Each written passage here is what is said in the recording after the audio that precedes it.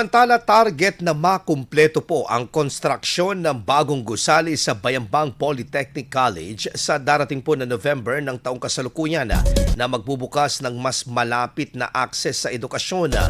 Ang naturang gusali ay magkakaroon ng 4 na palapag at 32 silid-aralan.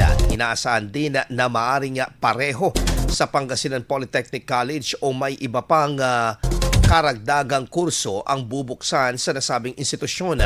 Kamakailan ay masusi itong sinuri at itinalagang presidente upang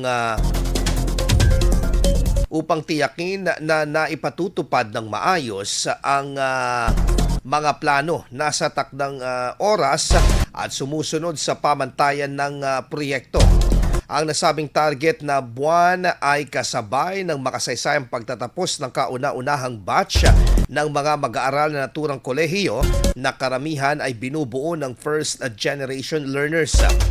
Binigyang diin din ng mahalagang masubaybayan ang bawat yugto ng konstruksyon upang masiguro na ang pondong inilalaan para sa edukasyon ay nagagamit ng wasto at may malinaw na benepisyo sa komunidad. Ang bagong gusali ng